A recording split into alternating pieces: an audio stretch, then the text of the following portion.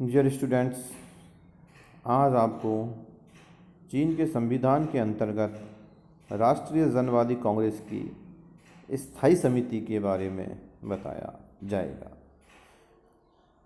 चीन के नवीन संविधान के अंतर्गत राष्ट्रीय जनवादी कांग्रेस की स्थायी समिति की स्थिति बहुत अधिक महत्वपूर्ण है। संविधान में इसे राष्ट्रीय जन कांग्रेस का स्थायी अंग कहा गया है। अब आता है इसके अंतर्गत ही स्थायी समिति के अंतर्गत ही स्थायी समिति की रचना। स्थायी समिति की रचना का उल्लेख संविधान के अनुच्छेद 65 में किया गया है। इसके अनुसार स्थायी समिति में एक अध्यक्ष, कई उपाध्यक्ष, महासचिव तथा अन्य साधारण सदस्य होते हैं। इनका चुनाव राष्ट्रीय जन कांग्रेस के द्वारा होता है। यानी कि इस स्थायी समिति में क्या होता है, एक अध्यक्ष भी होता है और कई उपाध्यक्ष भी होते हैं, महासचिव भी तथा अन्य कई साधारण सदस्य भी होते हैं। और इनका चुनाव जो होता है वो राष्ट्रीय जन कांग्रेस के या राष्ट्रवादी जन कांग्रेस के द्वारा ही होता है, जिन्हें वापस बुलाने का अधिकार भी इन्हीं के पास होता है।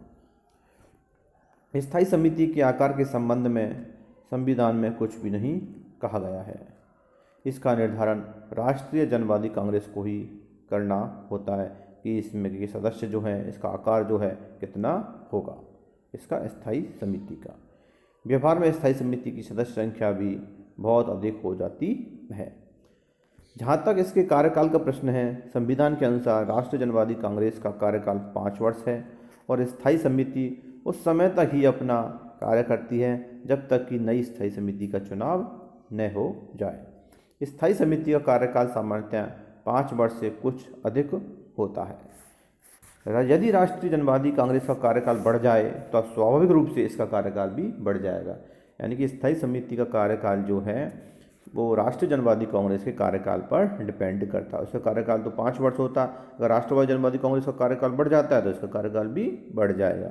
और 5 साल होता है तो इसका कार्यकाल 5 वर्ष से कुछ अधिक होता है, जब तक कि इसकी नई स्थायी समिति न बन जाए, इसकी नई स्थायी समिति के सदस्यों का चयन न हो जाए। इसकी बैठकों के संबंध में केवल इतना ही कहा गया है कि यह स्थायी निकाय है और इसकी बैठकें किसी भी समय बुलाई जा सकती है। यानी स्थायी समिति की बैठकें जो हैं कभी भी बुलाई जा सकती हैं। बैठक की अध्यक्षता अध्यक्ष करता है और उपाध्यक्ष उसकी सहायता करता है। तो ये हुआ इसकी स्थायी समिति की रचना। अब आता है स्थायी समिति का अध्यक्ष। स्थायी समिति का अध्यक्ष स्थायी समिति की अध्यक्षता करता है तथा उसकी आज्ञा और निर्णयों पर हस्ताक्षर भी करता है, लेकिन उसे अलग से कोई अधिकार प्राप्त नहीं है।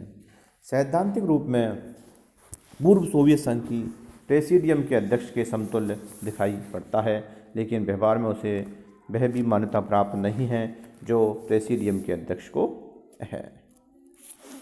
अब आता है स्थायी समिति की शक्तियां तथा कार्य कौन कौन से हैं। चीन के संविधान के अनुच्छेद 67 में 67 में स्थायी समिति के कार्यों एवं शक्तियों का उल्लेख किया गया है, जो निम्न प्रकार से है। इसमें नंबर 1 आता है, स्थायी समिति संविधान की व्याख्या करती है तथा संविधान के क्रियान्वयन का निरीक्षण भी करती है। नंबर 2 कार्य आता है, यह उन कानूनों का निर्माण व संशोधन करती है जो राष्ट्रीय जनवादी कांग्रेस के क्षेत्राधिकार बारे में नहीं है। अगला आता है, राष्ट्रीय जनवादी कांग्रेस के सत्रावसान काल में कानूनों का निर्माण तथा विद्यमान कानून में आंशिक संशोधन करने का कार्य भी स्थायी समिति करती है। जब राष्ट्रीय जनवादी कांग्रेस का सत्र नहीं हो रहा हो तब कानूनों का निर्माण और आंशिक संशोधन का कार्य कौन करता है? स्थायी समिति करती है। स्थायी समिति ही संविधियों की व्याख्या भी करती है। यह राष्ट्रीय जनवादी कांग्रेस के सत्रावसान काल में आर्थिक और सामाजिक विकास की योजनाओं तथा बजट को भी स्वीकृति प्रदान करती है। यह राज्य परिषद, केंद्रीय सैनिक आयोग, सर्वोच्च जन न्यायालय तथा सर्वोच्च जन प्रोक्यूरेट के कार्यों का निरीक्षण एवं जांच भी करती है। राज्य परिषद द्वारा निर्मित उन प्रशासनिक नियमों, आदेशों तथा निर्णयों को रद्द कर सकती है जो संविधान के विपरीत हैं या प्रतिकूल हैं। यह स्थानीय निकायों द्वारा निर्मित उन निर्णयों में नियमों को रद्द कर सकती है जो संविधान के भी विपरीत हैं। जब राष्ट्रीय जनवादी कांग्रेस का अधिवेशन न चल रहा हो तो मंत्रियों के चयन, ऑडिटर जनरल तथा राज्य परिषद के महासचिव के चयन के बारे में भी यह निर्णय करती है। जब राष्ट्रीय जनवादी कांग्रेस का अधिवेशन न चल रहा हो तो केंद्रीय सैनिक आयोग एवं इसके सदस्यों के चयन के बारे में भी यही निर्णय करती है। सर्वोच्च जन न्यायालय के सभापति के परामर्श से सर्वोच्च जन न्यायालय के सभापति तथा अन्य न्यायाधीशों, न्याय समिति के सदस्यों, सैनिक न्यायालय के सभापति की यह नियुक्ति करती है। विदेशों में नियुक्त की जाने वाले प्रतिनिधियों की नियुक्ति एवं उनको हटाने का कार्य भी इस समिति के द्वारा किया जाता है। विदेशों से की जाने वाले समझौतों एवं संधियों का पुष्टिकरण भी यही समिति करती है। सैनिक और कूटनीतिक उपाधियां वितरित करने का स्थायी समिति को ही अधिकार प्राप्त है। राज्य की ओर से दिए जाने वाले पदक और उपाधियां भी इसकी स्वीकृति से दी जाती हैं। मतलब राज्य की ओर से मतलब कोई भी पदक देंगे, उपाधि देंगी, तब भी वो इसकी स्वीकृति से ही दी जाती है। और विशेष क्षमादान देने का भी इसको अधिकार प्राप्त है। मतलब किसी व्यक्ति को क्षमादान देना है तो वो भी अधिकार किसके प्राप्त है? किसको प्राप्त है? स्थायी समिति को ही प्राप्त है। देश पर आक्रमण होने पर युद्ध के प्रतिरोध हेतु निर्णय लेने का भी इसको अधिकार प्राप्त है। इसे आम लामबंदी तथा आंशिक लामबंदी घोषित करने की भी शक्ति प्राप्त है।